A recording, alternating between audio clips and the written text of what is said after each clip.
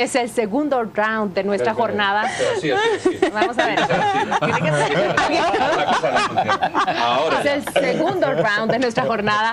Es en realidad el segundo debate que le planteamos esta noche y con ocasión de la celebración de esa Asamblea General de la OEA, la Organización de Estados Americanos acá en Guatemala, esa comisión nacional que se formó para darle seguimiento a la propuesta y generar una política contra las drogas ha presentado un informe. Hay varios puntos de ese informe y Pedro, Paola y yo queremos proponer los que más nos han llamado la atención. Sí. A mí, por ejemplo, de esa discusión me llama muchísimo la atención la siguiente. Empiezan a proponer ya en el debate que hablemos sobre esas drogas que deben de ser permitidas para suministrar a pacientes con dolores extremos, especialmente a pacientes terminales, pacientes de cáncer.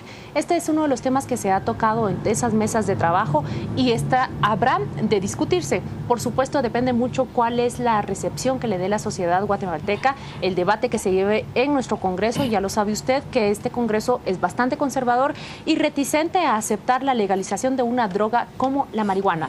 Pero quiero proponer ese primer punto, hablar de la droga para grupos específicos, grupos que sufren de dolor y que ciertas drogas pueden disminuirlo y hacer su vida menos dolorosa.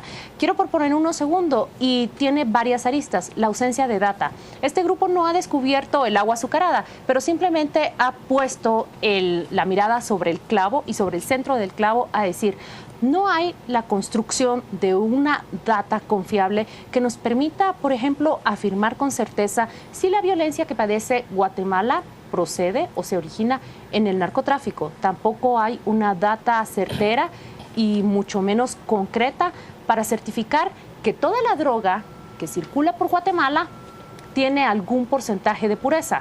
Incluso se habla sobre data para empezar a calcular los precios y cómo varían desde sur hacia norte. ¿Por qué no arrancamos con cualquiera de los temas que ustedes quieran escoger? Bueno, pues si quieren con los dos. El primero es tan obvio que hasta los norteamericanos lo tienen legalizado, el uso de la droga para fines medicinales. El problema es que... Básicamente es marihuana y morfina, ¿verdad? Fundamentalmente. Bueno, y otros que se dan por legales con receta. Hay para insomnio, para no sé... O sea, hay drogas que no se toman como drogas porque son legales, pero hacen el mismo efecto que las ilegales. Pero bueno, ese no es el punto. Lo que pasa es que los norteamericanos lo están implementando poco a poco en su casa y el día que ellos lo hayan implementado le dirán a los demás, bueno, muchachos, a partir de mañana esto hay que implementarlo. Entonces los demás iremos de cabeza porque, como bien ha dicho el presidente, la política de drogas no la marcamos aquí, sino que nos la marcan. Pero como seguimos siendo tan dependientes, pero dependientes infantiles políticos. Termino viendo que yanqui dependiente. A ver qué hace Estados Unidos cuando me autoriza que yo haga lo que él lleva haciendo por ahí. Pero bueno, ahí está. Lo segundo a mí es más importante porque es muy evidente. Es una discusión muy importante y esa sí le compete a Guatemala. Bueno, tan importante que ya el informe contra la droga 2013 lo ponía. En contra de lo que, pero como también se nos olvida, mucha gente decía y dice, es que esto de la droga promueve la delincuencia y ahora se descubre, tanto Naciones Unidas en el informe de droga 2013 como ahora esto, que no hay ninguna correlación que te diga que eso es cierto. No hay dato que te permita no existe afirmar la correlación. Correcto, no existe. Con lo cual tampoco existe la fiabilidad de estos que dicen, es que claro, si la legaliza se va a consumir más, ¿o no? Entonces, y termino con esto, hay muchos mensajes posicionados que cuando vienen investigaciones, por cierto, paréntesis, como la que sí ha hecho de los grupos sindicales, que de 58 denuncias en informes mundiales, solo hay 6-10% que realmente fueron asesinados por ser sindicalistas. Los otros no. Esa la ha hecho sí. Sí. Pero no la ha hecho pública ni la ha subido a la web, porque es políticamente incorrecta. Es decir, se posicionan mensajes interesados, pero se posicionan mensajes interesados que cuando haces investigaciones cuantitativas descubres que no lo son. Y creo que esto es lo importante que aquí se manifiesta. Yo quiero tocar lo que Claudia mencionaba. Por falta de data no sabemos la pureza de la droga incautada en el país. No hay estadística originada en el laboratorio que nos diga, primero, qué está consumiendo la gente que la usa acá y la droga que estás pasando. Y segundo, qué es lo que se está incautando y si realmente es lo que se está mostrando públicamente.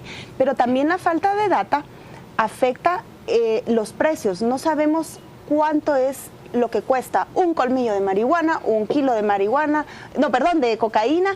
Siempre usamos esas cifras de la policía, ¿verdad? Que cuesta esto, esto y esto, pero realmente ¿cuál es el precio de mercado? Tampoco hay registro de eso. ¿Cuánto lo encarecen? Y es bien valioso que haya consenso en esas recomendaciones que se plantearon en la asamblea, porque creo que en cierta manera vuelven a posicionar o le dan como liderazgo a Guatemala en esa postura de decir, no está funcionando la política actual, busquemos nuevas maneras.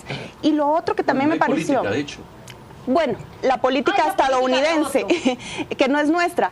Pero la otra cosa es, ustedes han visto que de hecho hay una despenalización de la gente que cultiva la amapola, sobre todo en San Marcos, en el occidente. Y entiendo que en esta reunión ya se empieza a entender que no es la criminalización de la gente que la cultiva la vía. Y cuando plantean, estudiemos mejor cómo se está cultivando la amapola en Guatemala, ofrezcámosle proyectos de cultivo diferentes que den la misma rentabilidad a esas comunidades y entendamos mejor cuál es la realidad in situ, ahí de en cierta manera están indirectamente apoyando el planteamiento de despenalizar también ese proceso de la producción. Creo que Guatemala quedó bien, queda también bien el presidente en esta reunión, cuando todo en grupo le respalda lo que él había insinuado desde hacía varios meses. ¿Ustedes creen que en términos generales es saludable que la OEA se dedique a discutir pues los efectos de la política o la ausencia de política en combate a las drogas? Es el foro, ¿no? ¿Cuál sería el otro escenario? Yo creo que es muy importante porque es un enorme problema en América Latina. Bueno, en América, perdón. En el hemisferio, América Latina, en el hemisferio o en el continente. Es un enorme problema.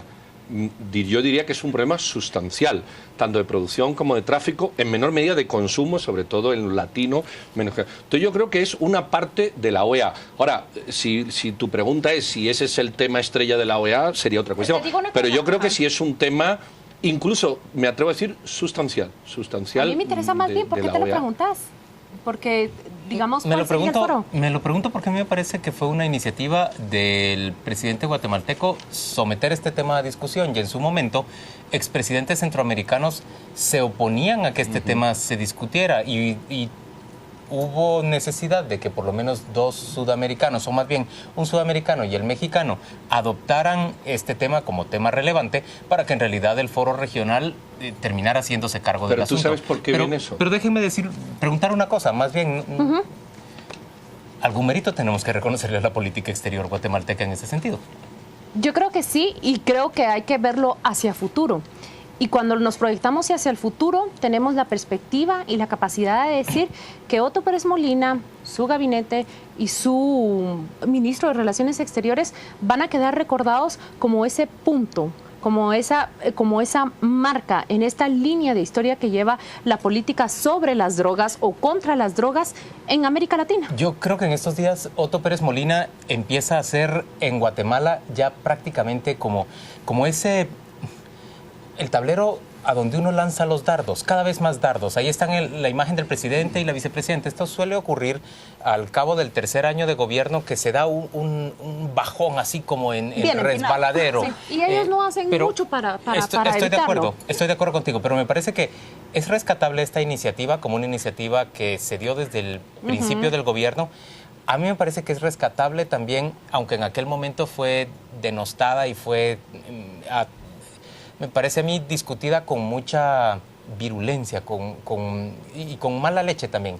La iniciativa de reforma constitucional en la que el presidente reúne a 7 personas de los tipos de pensamiento más variados que puede haber. Incluso había un degradé desde la derecha hasta la izquierda, que discuten y arriban a una conclusión de un número de reformas constitucionales que le proponen a diferentes sectores, a sectores con poder real en el país, y esos sectores dicen, no, aquí no pasan esas reformas. Pero yo rescato también esa otra iniciativa como una que me parece en la que el gobierno de Pérez Molina, que lo ha hecho tan mal en prácticamente todas las áreas, se planteaba como un tipo visionario que pensaba en el país hacia futuro. Esta discusión de un tema sustancial, como dice Pedro, a nivel hemisférico, en materia de drogas. Todos sabemos que es un asunto que se había aplazado por demasiado tiempo. Es valioso haber tomado una iniciativa en ese tema. Esa discusión sobre los temas constitucionales, entre otros el reconocimiento de derechos plenos para pueblos indígenas, me parece a mí que es esencial. Y por cierto, con esa propuesta no estuvieron de acuerdo ni el sector privado organizado ni los grupos indígenas, estos que tanto levantaban la animosidad de Pedro. No. Son grupos de poder en un lado y en otro que siempre actúan. Pero volviendo al tema original, sí, la propuesta sobre una política sobre las drogas o contra las drogas, no sé cuál, yo ya no sé cuál es la palabra exacta, sobre las drogas, va a quedar como... Es un hito, es una marca, y es este gobierno quien lo propone. Toca ahora que los siguientes gobiernos avancen en eso, porque no será en este gobierno, no será en esta administración que nosotros veamos dar más pasos allá de lo preparativo, allá de lo que es elaborar diagnósticos. Ojalá y este gobierno caminara con la precisión y con la prisa de que en enero estuviera instalada toda una política de recopilación de data. Pero y que ya 2015 fuera el primer año en el cual se podrá contar. Eso requiere mucho. Esto va a pasar 30 años. No empecemos luego. Esto va a pasar 30 años.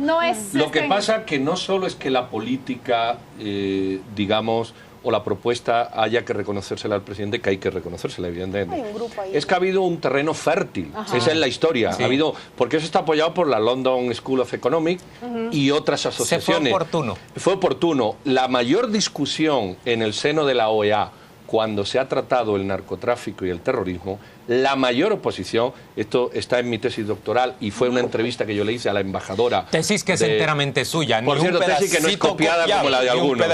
Nosotros somos testigos de cuánto se esforzó, cuánto estudió. Y esto me lo dijo a mí la embajadora de Granada en Estados Unidos, que anteriormente había sido representante de su país en la OEA. Las mayores discusiones era la palabra Gwen, que iban incluidas en las declaraciones de la OEA, porque muchos querían asociar el terrorismo y el narcotráfico.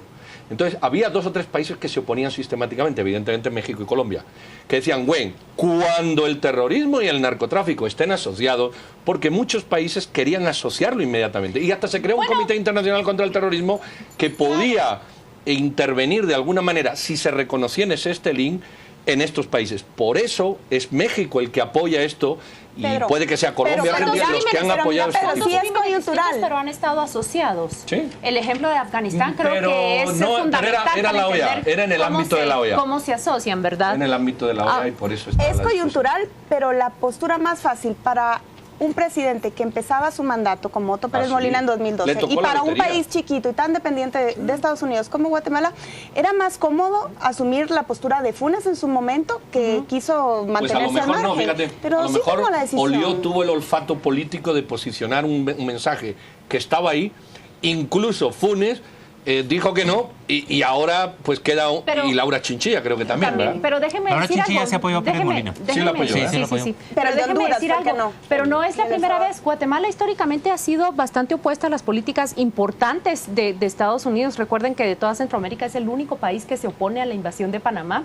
Y cuando casi toda Centroamérica y El Salvador, en primer lugar, entregan a sus hombres para formar la fuerza, los soldados para Irak, Guatemala también es el único país que dice, no, lamentablemente sabemos que un migrante guatemalteco fue el primero en morir en esa guerra, pero es porque era migrante. Entonces Guatemala ha jugado un papel un poco... Sí se ha opuesto en algunas ocasiones con Estados Unidos y aquí hombre, esto parece edición del 15 de septiembre, nos queremos levantar el ánimo. Pero muchos son errores. ¿Sabes qué otro tema de las recomendaciones es interesante? Y eso lo ha discutido Pedro en otras ocasiones. ¿Cuánto de la violencia homicida que vemos en el país se le puede endilgar al narcotráfico? Y tampoco hay datos. No hay ni siquiera una percepción más o menos acertada. Yo les digo dónde hay datos. Hay datos en policía y hemos discutido larga y extensamente con Carlos Mendoza acerca de esos datos, pero policía, por ejemplo, asocia los crímenes, que se sabe que es una asociación liminar, ni siquiera es producto de una investigación, sino de la información que recogen ahí, menos del 0.02% de lo que ocurre en la capital. A mí entonces, me preocupa más eso te otra revela cosa. bastante. A mí me preocupa más que no haya datos de la pureza y de la relación de lo que se captura. ¿Por qué tanta ansiedad por la pureza? Por una razón, porque estamos capturando o nos están dando los cupos que pide Estados Unidos. Ajá. Vamos a la pausa comercial, volvemos dentro de muy poco para seguir en esta conversación, domingo a las 8:45. Pero también es un...